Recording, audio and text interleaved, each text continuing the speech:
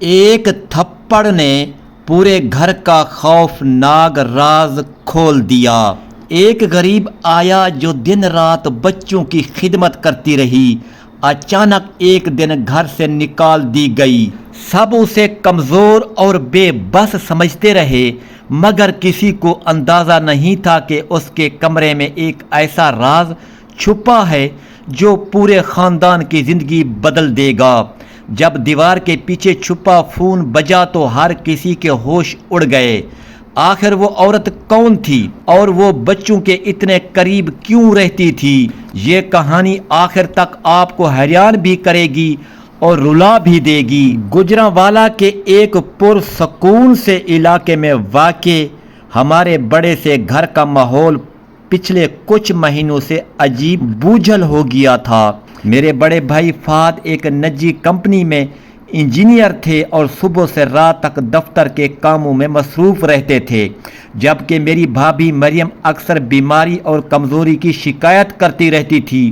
ان کے چہرے کی رونق آہستہ آہستہ ختم ہوتی جا رہی تھی۔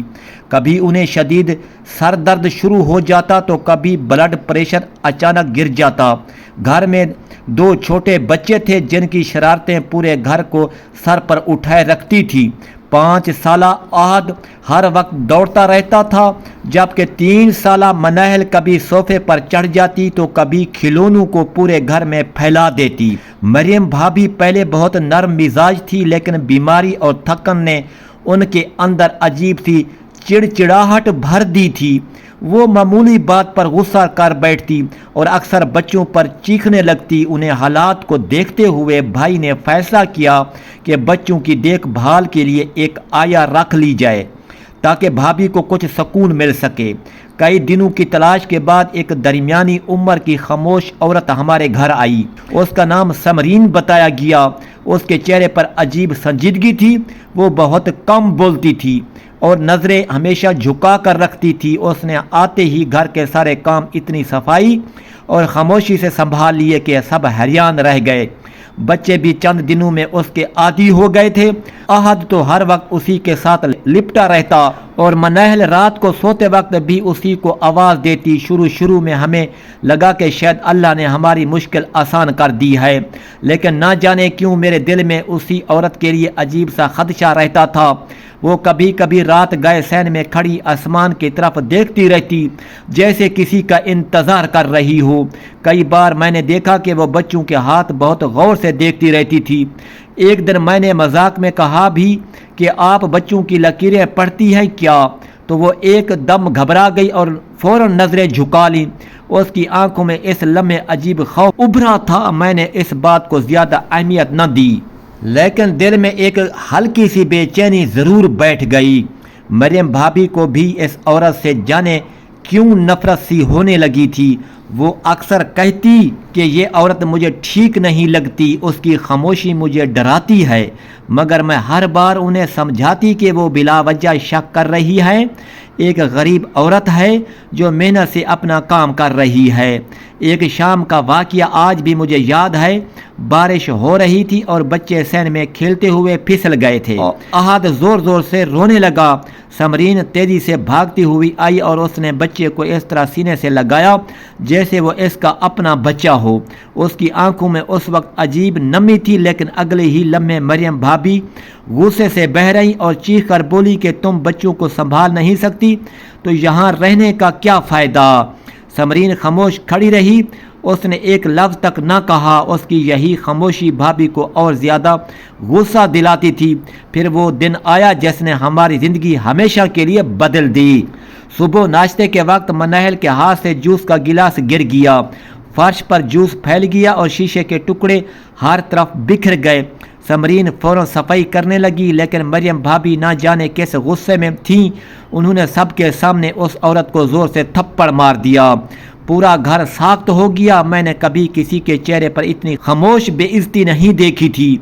سمرین نے صرف ایک لمحے کے لیے بھابھی کی طرف دیکھا۔ اس کی آنکھوں میں دکھ تھا مگر غصہ نہیں تھا۔ پھر اس نے خاموشی سے اپنا چھوٹا سا بیگ اٹھایا اور دروازے کی طرف چل دی۔ جاتے جاتے اس نے ایک بار پلٹ کر بچوں کو دیکھا۔ منہل زور زور سے رو رہی تھی اور احد اس کے پیچھے بھاگنے کی کوشش کر رہا تھا، مگر سمرین بغیر کچھ کہے گھر سے نکل گئی۔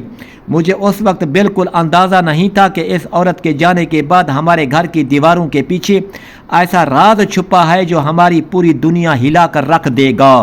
سمرین کے جانے کے بعد گھر کا ماحول عجیب خاموش ہو گیا تھا۔ بچے مسلسل اسے یاد کر رہے تھے۔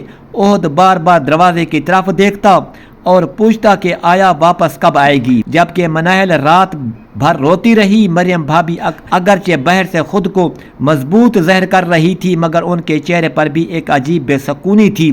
وہ بار بار یہی کہتی کہ ایک ملازمہ کے جانے سے گھر نہیں رک جاتا، لیکن حقیقت یہ تھی کہ اس عورت کے جانے کے بعد گھر جیسے بے ترتیب ہو گیا تھا۔ اگلی صبح بھائی دفتر چلے گئے اور بھابی اپنے کمرے میں لیٹ گئی۔ گھر کی صفائی کی ذمہ داری مجھ پر آ گئی۔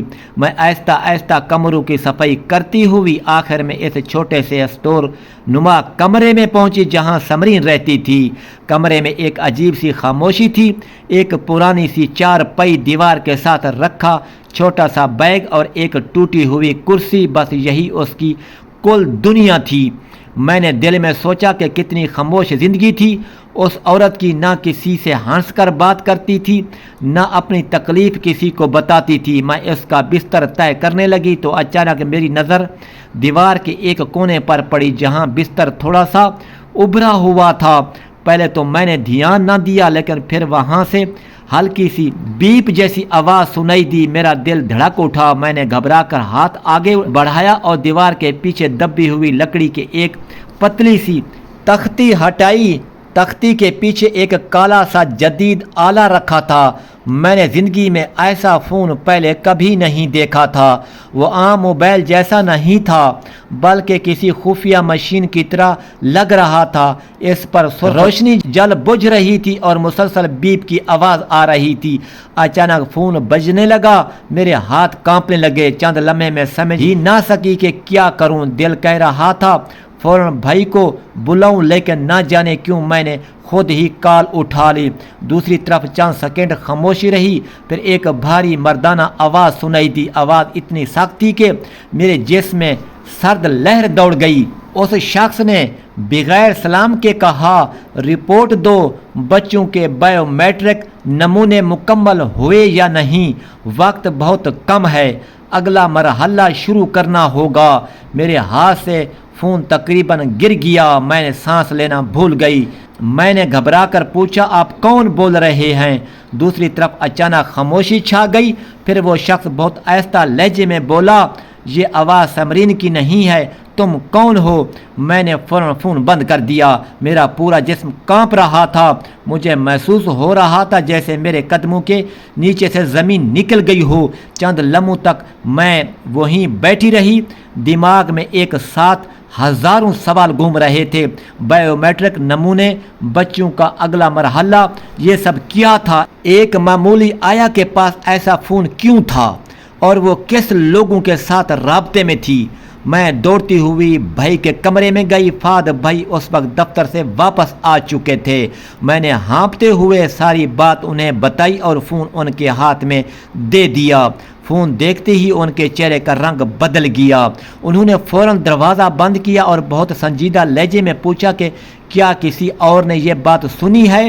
میں نے نفی میں سر ہلایا۔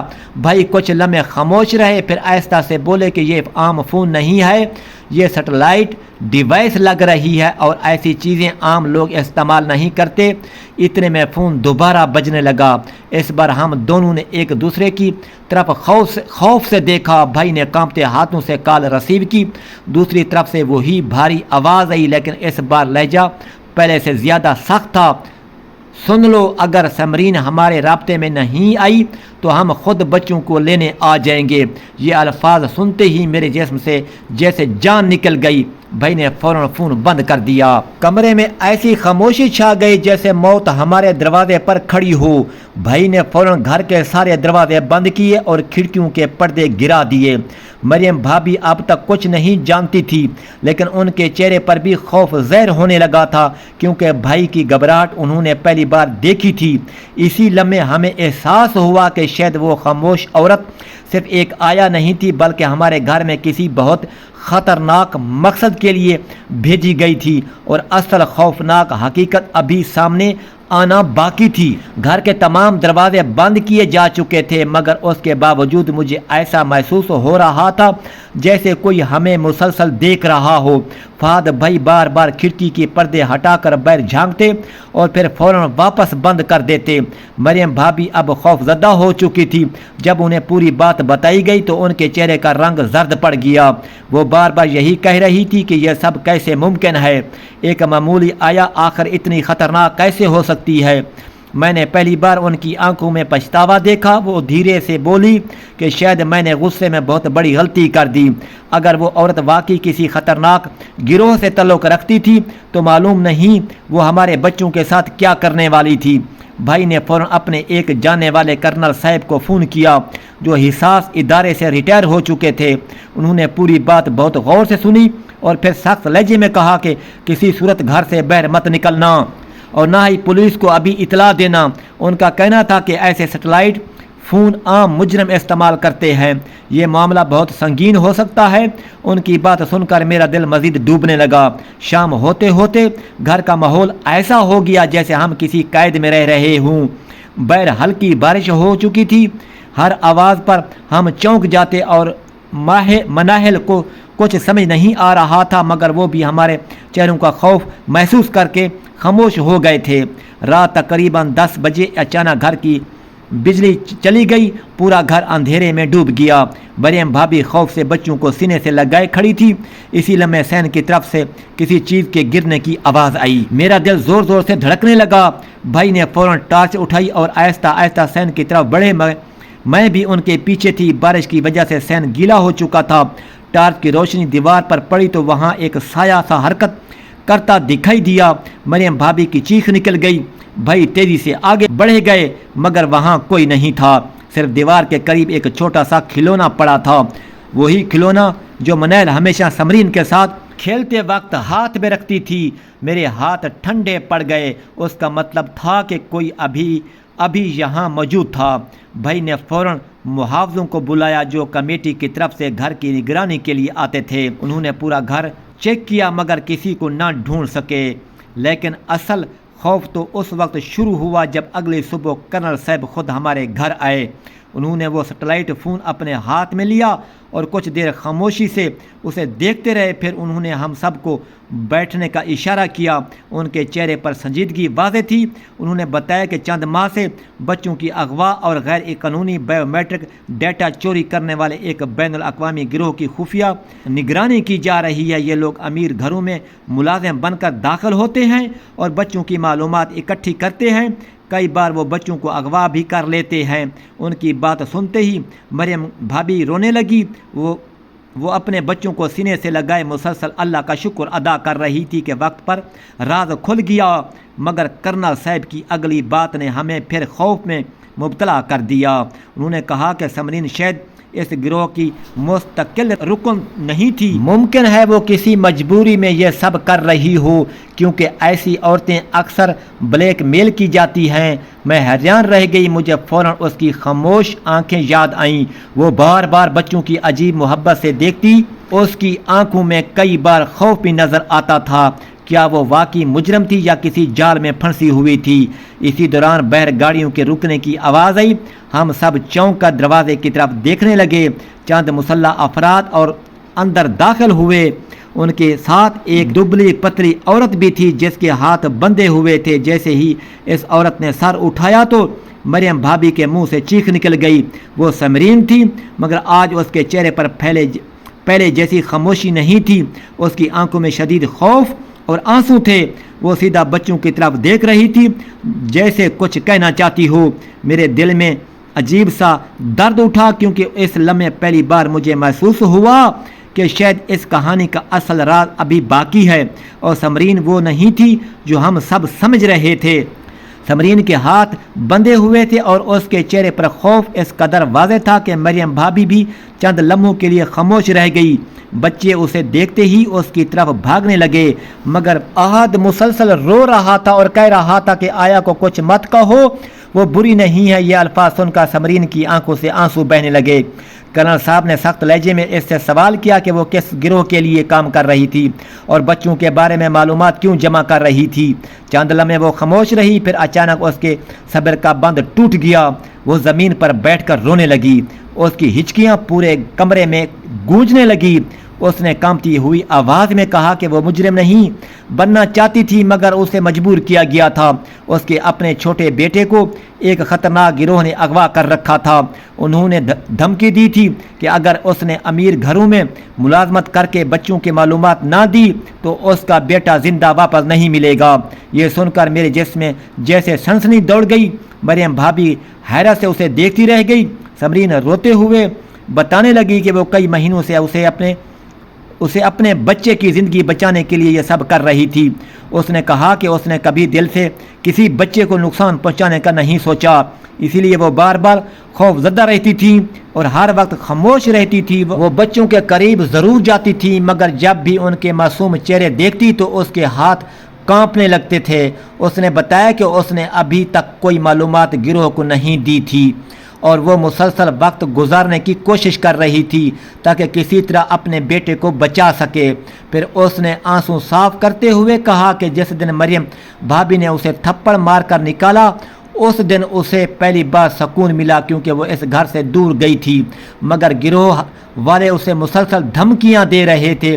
کرنل صاحب نے فوراً اپنے ساتھیوں کو اشارہ کیا۔ چند گھنٹوں کے اندر حساس ادارے نے کارروائی کی اور اس گروہ کے کئی افراد پکڑے گئے۔ سب سے بڑھ کر جب اگلی صبح سمرین کا چھوٹا بیٹا بازیاب ہو کر اس کے سامنے لایا گیا تو وہ منظر دیکھ کر گھر میں موجود ہر شخص کی آنکھیں بھر آئیں۔ سمرین اپنے بیٹے کو سینے سے لگا کر اس طرح رو رہی تھی جیسے برسوں بعد اسے زندگی واپس ملی ہو۔ مریم بھابی آہستہ آہستہ اس کے قریب آئیں، ان کے ہاتھ کانپ رہے تھے۔ انہوں نے روتے ہوئے سمرین سے معافی مانگی اور کہا کہ انہوں نے اس کی غربت اور خاموشی کو کمزوری سمجھ لیا تھا۔ سمرین نے بھی آنسوں کے ساتھ ان کے ہاتھ تھام لیے۔ اس دن پہلی بار مجھے احساس ہوا کہ ہر خاموش انسان کے اندر ایک جنگ چل رہی ہوتی ہے جیسے دنیا نہیں دیکھ پاتی۔ کچھ دن بعد گھر کا ماحول بدل چکا تھا۔ مریم بھابی اب پہلے جیسی سخت مزاج نہیں رہی۔ وہ ملازموں کے ساتھ نرمی سے پیش آنے لگتی اور اکثر کہا کرتی تھی کہ انسان کی اصل پہچان اس کا لباس یا حیثیت نہیں بلکہ اس کے حالات ہوتے ہیں۔ اور احد اور منال آج بھی سمرین کو یاد کرتے تھے اور وہ کبھی کبھی اپنے بیٹے کے ساتھ ان سے ملنے آ جاتی تھی۔ جب بھی وہ گھر آتی بچے خوشی سے اس سے لپٹ جاتے۔ ایک شام میں سین میں بیٹھی آسمان کو دیکھ رہی تھی، ٹھنڈی ہوا چل رہی تھی اور گھر میں عجیب سا سکون تھا۔ میں سوچ رہی تھی کہ اگر میں اس دن صفائی کرتے ہوئے وہ سیٹلائٹ فون نہ ملتا تو شاید ہم کبھی حقیقت جان نہ ہی پاتے۔ ہم ایک مجبور ماں کو مجرم سمجھتے رہے اور وہ اپنے بچے کی خاطر خاموشی سے جلتی رہتی۔ اس پوری کہانی نے ہمیں یہ سکھایا کہ ہر انسان کے عمل کے پیچھے ایک درد چھپا ہوتا ہے۔ کبھی کبھی جو لوگ سب سے زیادہ خاموش ہوتے ہیں وہی اندر سے سب سے زیادہ ٹوٹے ہوئے ہوتے ہیں۔ ظلم صرف مارنے سے نہیں ہوتا، کسی مجبور کو سمجھے بغیر اس پر فیصلہ سنا دینا بھی ظلم ہوتا ہے۔ اور اللہ جب چاہے تو ایک چھپی ہوئی حقیقت کو ایسے سامنے لے آتا ہے کہ انسان کا غرور، اس کا غصہ اور اس کی غلط فہمیاں سب ٹوٹ کر بکھر جاتی ہیں۔